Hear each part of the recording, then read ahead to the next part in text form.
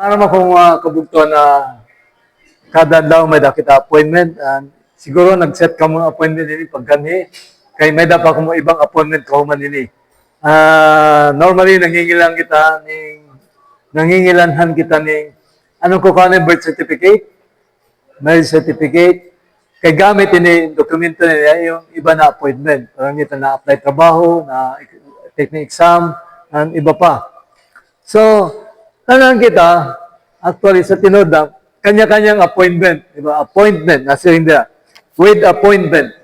So, kaurugan, kita anahin mo atong appointment kung saan kita makadto, di ba? Pero may kita isang importante na appointment, tanan kita ini, ma-face kita appointment, di rin natong kontrolado. Ang tinatawag na appointment, kan St. Peter, ba? Oras ng kamatayon. So, nasa rin ka Bible, tanong kita mamamatay. Tama ba, mga kabugtuhan? Di rin natin maiwasan. Di lang kita maaram kung sano, kan papano, nandin. Pero, amo na itong usa na katutuhan na tanong kita mamamatay. Ayaw ka mukadok. Ang importante la, maaram kita, kung mapakain kita, kung kita oras na mamatay. Diba? There are two things that can happen to us every day. Either mamatay kita or mabalik na Jesus Christ. Kaya sa Bible na si Jesus Christ, nagsabi na mabalik siya. Nanharani na. Usa pa, may duwa kitang karantuan. Nasa rin gihapon na Bible, ang atong kakantuan, langit o impyerno. Natuo ka mo ito, mga bugtuan? Now, kung dili ko mo natuo, maroon ko mo ang aton pagtuo, ang aton ng opinion, mga hingyap. Ito, aton na ito. Pero ang katotohanan, di natin mawabago.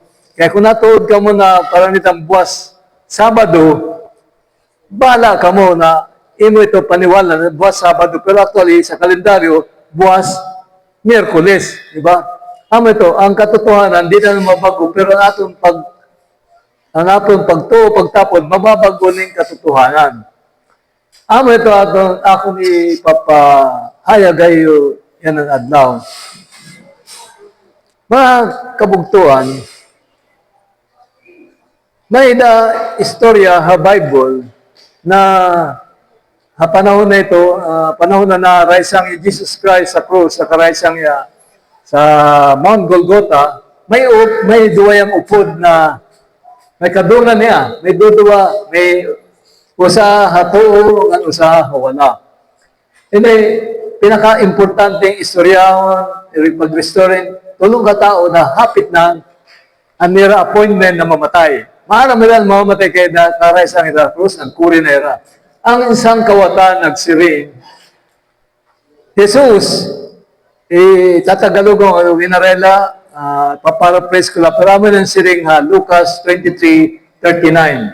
Nasiring ang isang kawatan, Jesus, kung ikaw ang tinuod na anak ng Ginoo, tawagan mo ani mo mga anghel, nani i-rescue mo ani mo kalugaran, ipod na lang kami. Itong yakan nito na ka-rescue, diriya na to, di ba? Kung ikaw. Ang usang kawatan din niya wala, nagsiring. Di ka ba nahadlog ani mo ginyayakan? Kitang duwa, makasasala. Kita kawatan, maraw kita na tao. May atraso kita lipunan, angel na kita patayon. We deserve this kind of punishment. But this man, Jesus Christ, has done nothing wrong. Wareya sala. Jesus, alayon, hinumdum ako pagkat tumuan ni mo kahadian. Will you remember me when you go to your kingdom? Anong bato ni Jesus Christ? Truly, truly, I tell you the truth.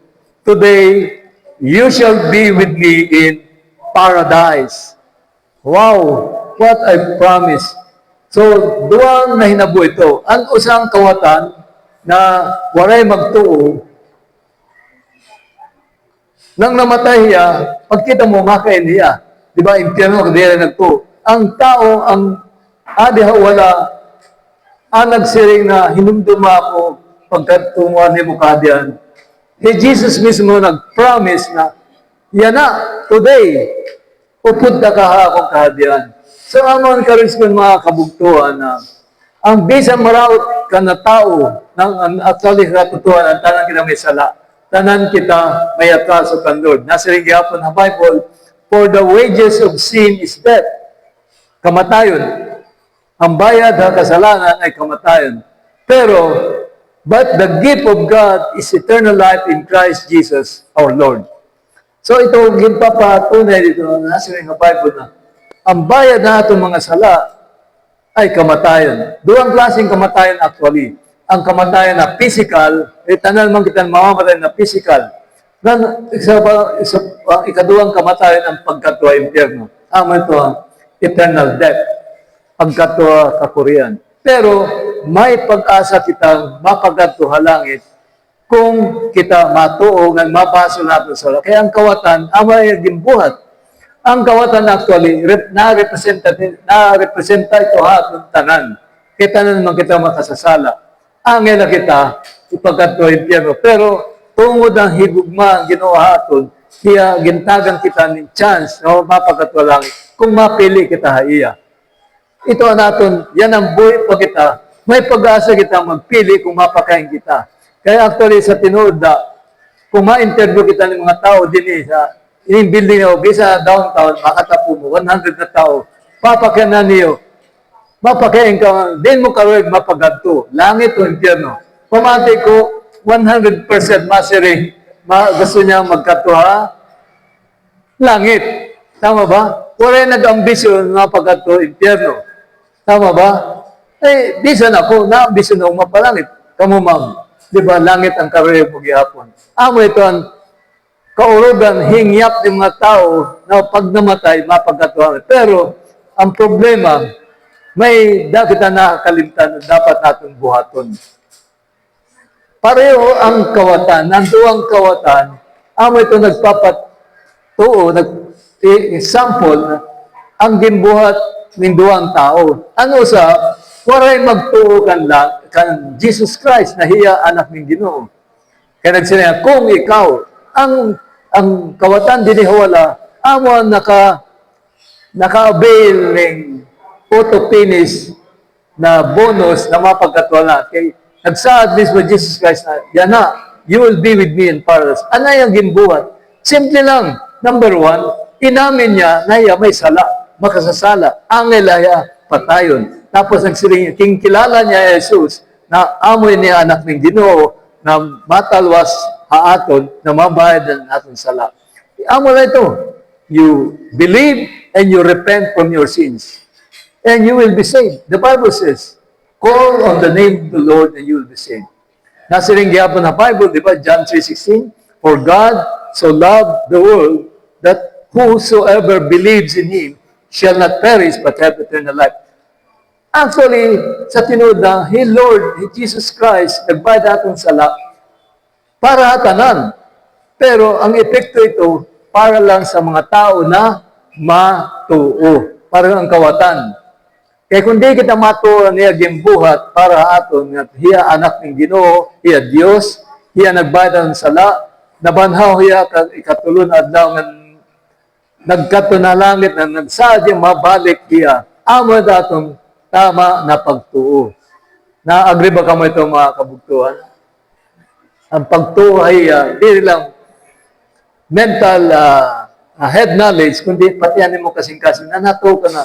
Hiya good na kayo. Hiya mismo nagsiring sa Bible, I am the way, the truth, and the life. No one comes to the Father except through me. Hiya lagod ang aton paglaom, pag-asa. So mga kabugtuhan, ini simpleng mensahe, ini adlaw na, di rin pagtuo ko, di rin aksidente na kita nagkarita yan ang adlaw kay appointed time gihapon na makabati ka mo o nakabati na mo daan. Pero yan, gin-review ko lang ang mensahe ng gospel. Na tanang kita may pag-asa na mapagadwa langit kung maabel kita para ang gimbuhat ng kawatan na nagbaso, nagtuo, kan Jesus Christ. Amo na itong gin-require haton. Waray ba? Ang ato mga ginbubuhat ng mga gupay, mga good works, ito, wala itong gamit kung dili kita matuuhay ya. Nasa rin gihapon ang Bible, for it is by grace that we have been saved through faith. It is a gift, not by works, so that no one can boast. Wala kita pagyayabang. Ato mga gimbubuhat para iya, wala itong gamit kung hantod kita, diri pa natuuhay ya. Dapat magtuwa na kita, magkarawat iya, magbaso natin ng mga sala. Amo na ito, mga kabugtuhan, akong simple mensahe, nga ang atong pagtuo, may tatagang kitang chance, Lord, na mapaguhatong kalubero. Hiya, mapaguhatong kung matikang kita pagtuhay, pagtapod iya. Kaya di natin kaya magbago on our own. Every day, nagkakasalala kita gihapon. Tama ba? Tanang kita may sala pa. And no matter how much we want to change, we cannot change. It's only the work of God. Through faith. Amo ito, Anton. Kaya ang mag-aayad hatong kinabuhi. Pero unahon natin niya, ay doon natin, atong mga hingyap, sabi niya, seek first the kingdom of God and His righteousness, and all these things will be added unto you as well. So, amo ito po, mga kabugtuhan, akong simpleng mensahe. I hope naka-intindi ka mo. And can I pray for you? Let's all stand, please. Tuklaw kita. Loving Father, we thank you for this wonderful day. Lord, thank you for this appointed time na magkirita kami na akong mga kabugtuhan. Lord, I pray that this message of salvation that I have shared with these people will truly penetrate their hearts and they will understand, and your mighty hand will be at work in their lives, that they will be able to know you, seek you, and find you, and trust you as their Lord and Savior. So Lord, we simply believe in your mighty hand, your grace, your mercy, and your faithfulness that will continue to work in the lives of these people. May they be able to achieve the goals in their lives today and in the future, Lord, as long as they trust in you. So, Father, we give you all the glory and honor for all these things. And I pray that they continue to grow by reading your word, the Bible. In Jesus' name we pray. Amen. Thank you, Brother Paul. Salamat po, brother. Morning po yung Lord. Kaya na, medyo matagal yan, pagkawag Biblia, partihan, yung mga tagato ng Diyos, ang kalawasan ng pinangitan sa gusto. Kaya noon na napapausap, kaya nung pagkutan ng Diyos na may suratan niya pulong, di niya Biblia, ano niya panuyo, kaya niya itututan may suratan niya. Ngunit makakatong na niya, kaya nung natalan niya Biblia, ang tulong ng Diyos, si rin ni Jesus sa Mateo, Kapitulo 4, versikulo 4.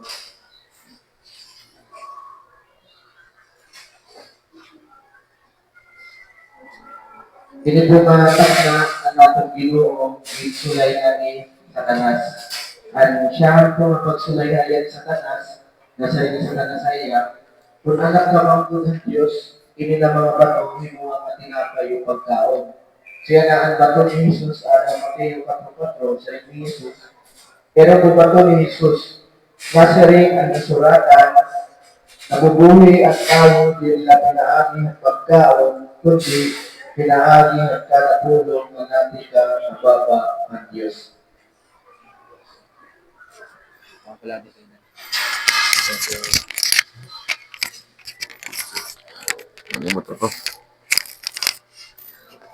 Siya rin nga natin Ginoo na nasirin nga sa kasuratan na ang tao diri lang nabubuhi pinaagi ang pagkaon. So, mapakayan ako sa iyo, kada sano ka muna kaon, ano schedule yung pagkakaon. Kaya usually, adlo-adlo kita nakaon, hindi mga ni aton 3 times a day. Yeah. So yan kung sugad pa nito nga oras, nagatagitan oras, kada adlawan pagkaon, pinaagat kitahan Diyos nga kada adlaw, maghatag kitan oras sa iya pulong. Okay? Gustuhan Diyos na magkinabuhi kita nga nagahatag in oras sa iya pulong. Kaya diri lang kita nabubuhi, pinaagihan pagkaon, kundi pinaagi ang pulong nga nagawa sa baba ang Diyos. Amo po doon ginaagatato ng Diyos nga magkinabuhi kita nga nagahatagin oras sa iya pulong. Ano po ang benepisyo pag kita naghatagin oras sa pulong ng Diyos? Kinaupayan po ito makikilala po natin ang atong Diyos, pinaagihan paghatag dimon oras sa niya pulong. Mas makikilala mo niya. Kay pananglitan, kung may nag-a-apply yung trabaho, para makilala mo nag-a-apply, babasahon mo niya resume. Di ba? Dito mo masasabtan kung hindi nag-eskwela, ano niya gintapos, tagadiin niya. Haamo man nga pamahagi, pinaagi ni nga Biblia, makikilala po naton ang naton Diyos. Okay? Ang mga tawuhan Diyos na binabinandaan naging sa aran, ang mga Hudyo, anera pag kinabuhi, kada adlaw nagahatag ang oras ang pulong ng Diyos. Kita man na mga hintil, na mga diri Hudyo, kita man lang okay man lahaaton o sa kaadlaw, o sa kasimana, o sa kabulan, ibangan o sa katuig, okay lang nga waray oras kapulong ng Diyos. Diba?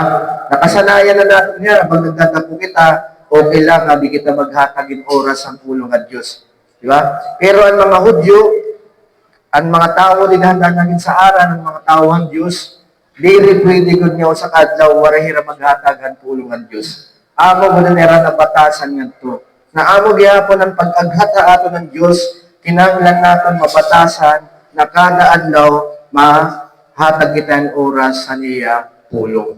May dagyat niya pag-aghata aton, siring niya Hebreo Kapitulo 3, versikulo 7-8. Siring niya, sanglit sugad ang ginsiring ang Espiritu Santo, kung mabatian niyo yan nga adlaw aniya boses, ayaw patigaha aniyo mga kasing-kasing.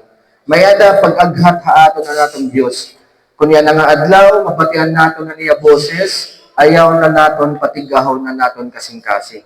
Natuod ako kasangkayan ko nga diri ni aksidente nga nakabati kita pulong ang Diyos. Ginplano ni han Diyos sa atong kinabuhi, makabati kita haniya pulong. Labi na ang ginsumat ni Kuya Dani, partihan katalwasan na kita, mayada kita chance nga makalikay ha impyerno, nga makaupod ang Diyos. Pinaagi han atong pagbasol, nga pinaagi han pagtuo kani Kristo, nga kinahanglan naton karawto ni Jesus bilang Ginoo nga manunubos sa atong kinabuhi. Okay? So amen na ang panahon nga nga gintatawag kita ang Diyos nga saringan pulong ang Diyos. Kung mabatian natin yan ng adlaw, aniya boses, ayaw naton patigahon ang naton kasing-kasing. Kunya na, direksyon it aton nahuna, direksyon it aton nahuna, harayo ha Diyos, kinahanglan naton balyuan it aton direksyon it aton nahuna. Kinahanglan direksyon it aton panunahuna, pikat to kita ha Diyos, tidaop kita ha Diyos, di ba? Magkaada kita suot nga relasyon na Diyos. Kinatuod ako na kada usa nga tawo nga may adangani maupay nga relasyon na Diyos, magiging maupay hiya nga mulupyo ang takloban, magiging maupay hiya nga anak, magiging maupay hiya nga tatay, magiging maupay hiya nga asawa, dinhi era pamilya pati gyapon dinhi aton nasod. Sanglit ani kami nga kasibayanan, agad kami iyo nga balik ka mo ha Ginoo, magkaada ka mong relasyon ng Ginoo, kaya ang Ginoo lang mismo ang sakto nga magigiha ha atong kinabuhi. Waray na iba.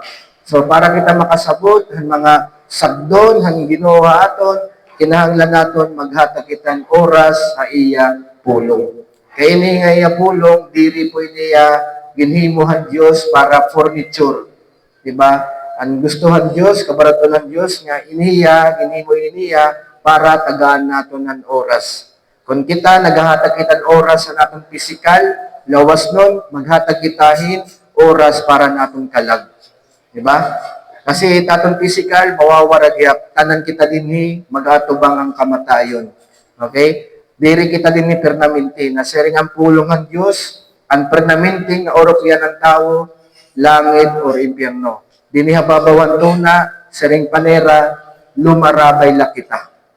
Okay? So, amat na ginagat kita ang Diyos na ayaw kita masyado mag-focus din ang kalibutan, na di na kita maghahatagin oras para niya pulong.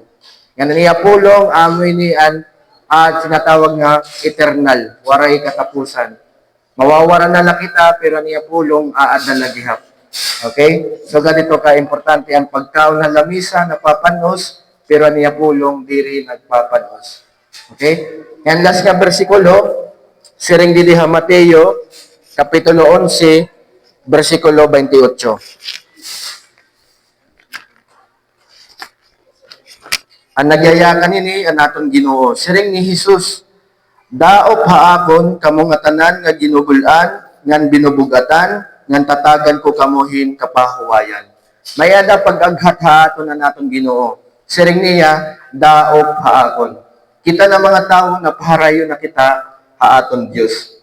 Okay, kay tungod manggutan sala, tungod nga damo na aton ginunahuna, tungod nga para aton diri importante ang pulong ng Dios.